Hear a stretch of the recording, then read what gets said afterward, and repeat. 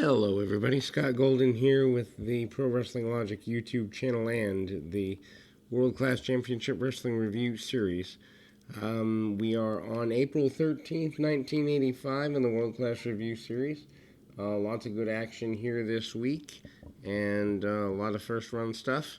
I like when there's first run stuff because it makes me happy. We got a few debuts this week, or at least a teaser for one, and a debut this week. Terry Daniels, who we've seen a few times before, against Scott Casey. Casey, new to the area.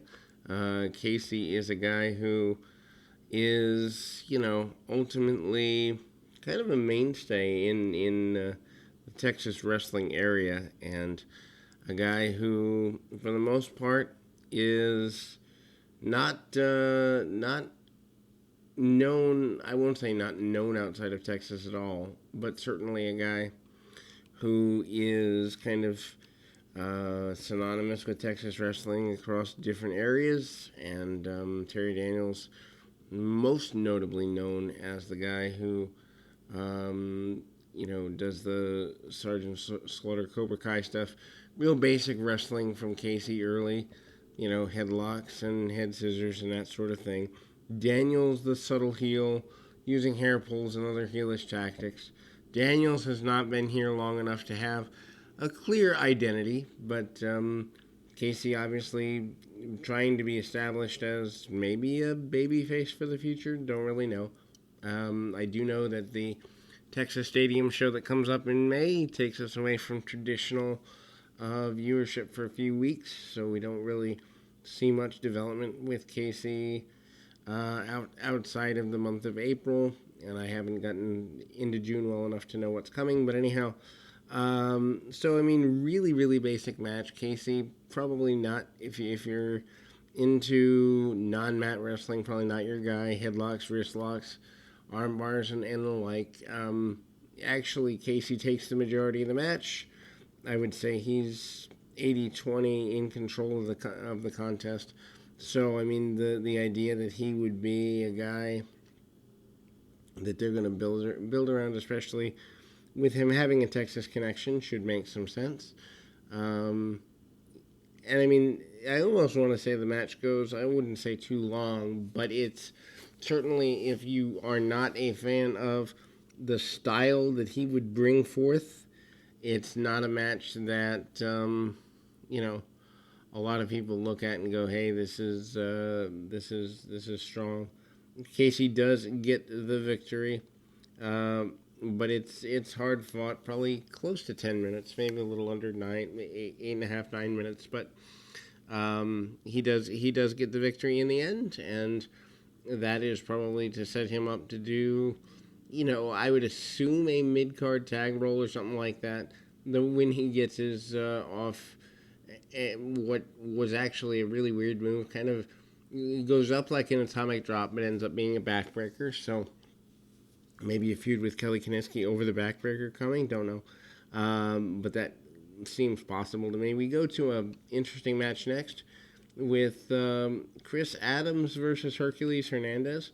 First real, I wouldn't say major challenge for Hercules, but certainly more upper mid-card challenge for Hercules here. Interesting that they consider Hercules from New York. Not what I would have thought, but that's where he's announced as being from. Adams, of course, been here probably for about, almost 3 years, I would guess, and kind of one of the perennial heels alongside Gino Hernandez. Back suplex by Hercules shows his dominance. One thing I like about Hercules is he stomps around like he's bigger than life, even if he's not the biggest guy ever. He carries himself like he's bigger than average, so that is there. Adams does send him into the ringside table, which is used and still stays together, which is not your typical situation. Hercules does spend a good bit of time waiting on the inside as Adams kind of tries to stall a little bit. Adams does crotch himself on the top rope after a few minutes' time, and that doesn't go the way he intends. Sunshine very happy with her investment in Hercules, at least it would seem from her facial expressions. Hercules does, in fact, beat down on Adams quite a bit, and it's amazing. Well, I wouldn't say amazing, but it is interesting that Hercules finally kind of getting a larger push in the area a little bit with this particular match. Maybe that speaks for things to come over the summer. Not really sure about that. His clotheslines are solid. He does get jumped from behind by Gino Hernandez. Hernandez and Adams are the dynamic duos, so he gets a win via disqualification here as we move to the next match, as we got another newcomer, Thor, which I'm pretty sure is Kevin Kelly, who later goes on to become Nails. Very much his body type for that time period. I'll have to do some research on that, but looks to have a really good body. He faces off against Kevin Von Erich here this week, and obviously Von Erich is a guy who they're not going to put a new guy in the ring with if he doesn't feel he can carry it.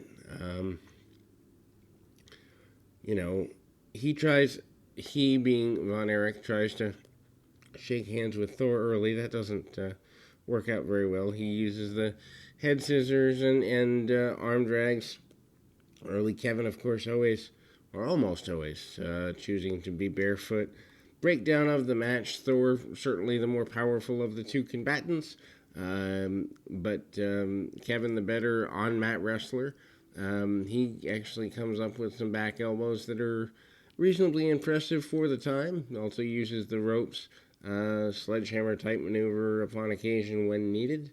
And Kevin gets the claw hold, and I believe actually a pin with the claw in rare function. Yeah, it does get the pin with the claw, so not the submission, but the victory with the claw nonetheless.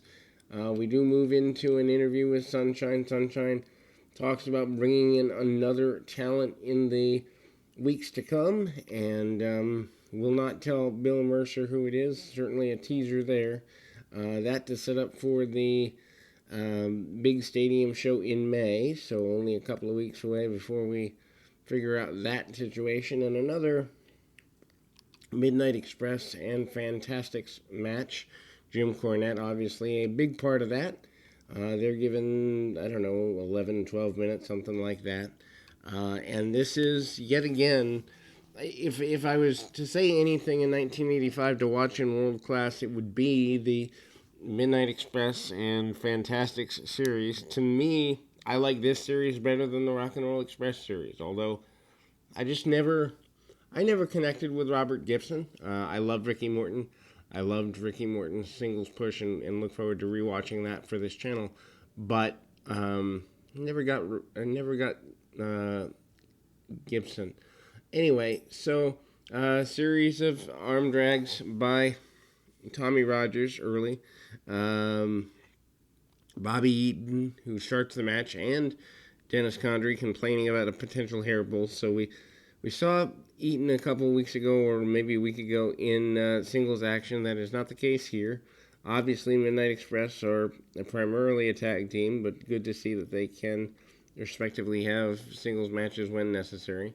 Several shots by Eaton, and then the match breaks down a few minutes later into a Pier 6 brawl, all four guys in the ring, and we do see Fulton and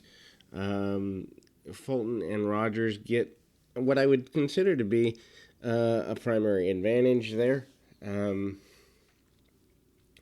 So we then kind of go to the Midnight Express, cutting off the ring for a couple of minutes on the Fantastics.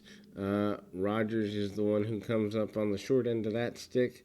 Bobby Eaton's so good. Just every shot that he measures is good.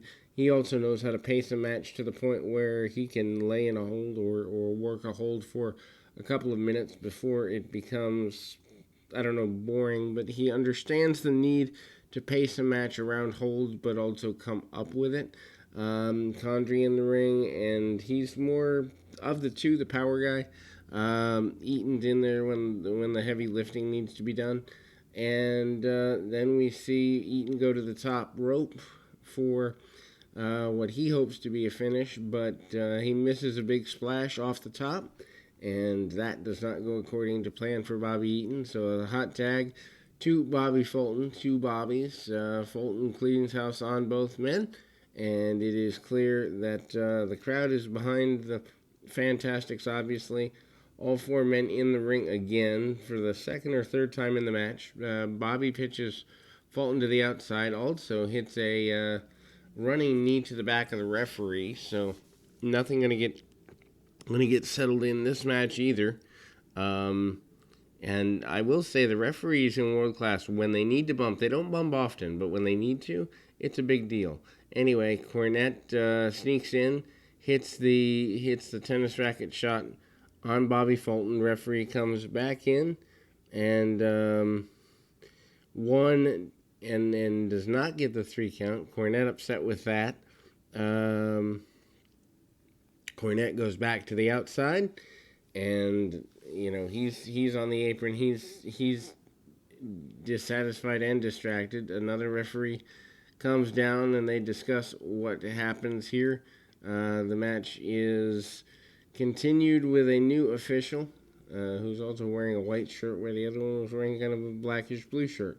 Referee is trying to stop all the action as all 4 men get in the ring, and we eventually find out that there will be a settling of this at the Texas Stadium show. We'll get there in the weeks to come, but nothing settled between the Fantastics and the Midnight Express here.